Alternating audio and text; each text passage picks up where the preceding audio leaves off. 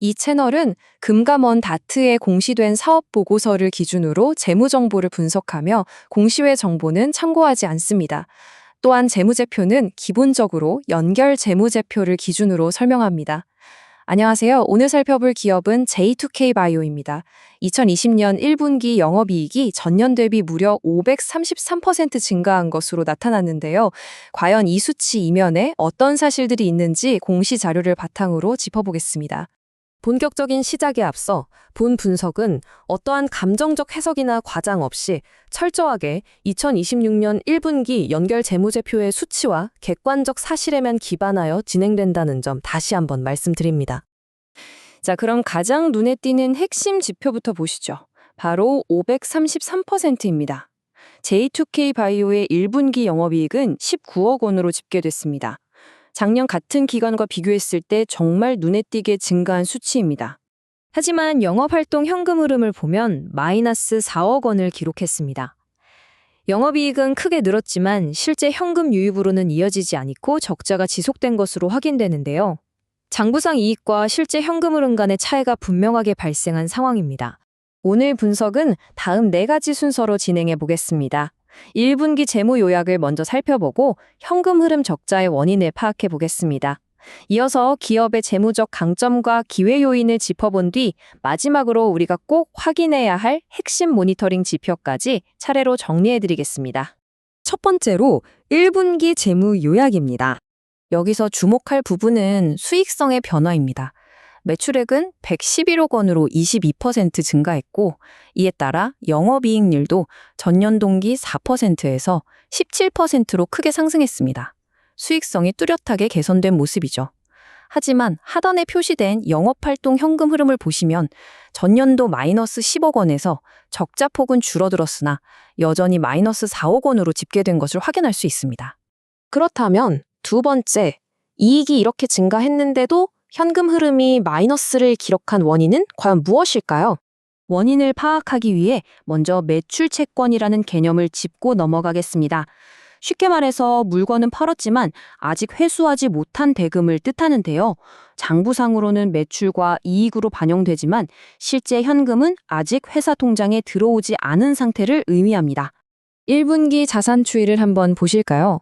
매출 채권이 작년 말 54억 원에서 78억 원으로 24억 원 증가했습니다.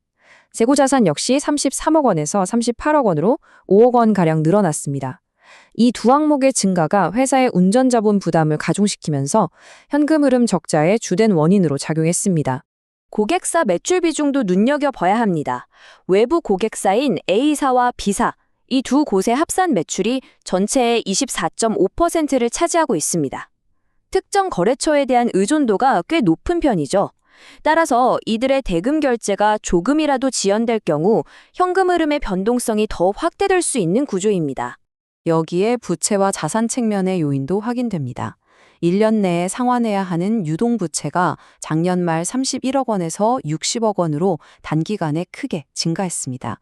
또한 공정가치로 측정되는 금융자산 규모가 36억 원 수준인데 1분기 중에 평가 및 처분 손실이 발생했습니다. 향후 시장 상황에 따라 추가적인 영업외 비용이 빠져나갈 가능성도 염두에 두셔야 합니다. 세 번째 순서입니다. 앞서 현금 흐름의 약점들을 확인해 봤는데요. 이번에는 그와 대비되는 J2K 바이오의 탄탄한 재무적 강점과 향후 기회 요인을 살펴보겠습니다. 수치상으로 볼 때 재무 건전상은 상당히 우수하게 나타납니다.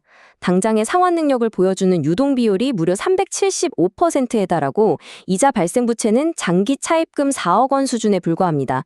반면 현금성 자산은 89억 원이나 보유하고 있어 사실상 무차입 상태에 가깝습니다. 추가로 임상 서비스 부문에서 4억 원의 신규 매출이 발생하면서 수익 모델 다변화도 긍정적으로 확인됐습니다. 생산 능력 지표도 아주 흥미롭습니다. 회사의 총 제조 생산 능력 대비 현재 가동률은 17.5% 수준으로 집계됐습니다. 이는 향후 시장 수요가 더 늘어나더라도 대규모 자본 지출 없이 매출 확대를 수용할 수 있는 생산 여력이 충분히 남아있다는 의미입니다. 자, 이제 마지막으로 향후 실적 발표에서 우리가 지속적으로 확인해야 할 핵심 모니터링 지표입니다. 딱 4가지만 체크하시면 됩니다. 첫째, 영업활동 현금 흐름이 마침내 플러스로 전환되는지, 둘째, 지속적으로 증가하던 매출 채권이 잘 통제되고 현금 회수가 원활하게 이루어지는지. 셋째, 단기간에 늘어난 유동부채를 안정적으로 상환해 나가는지. 마지막으로 현재 보여주고 있는 두 자릿수 영업이익률을 계속 유지할 수 있는지입니다.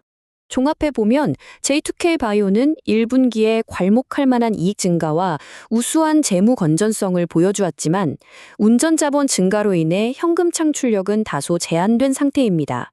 과연 다음 분기에는 늘어난 매출 채권이 무사히 회수되어 실질적인 현금 흐름 개선으로 이어질 수 있을까요?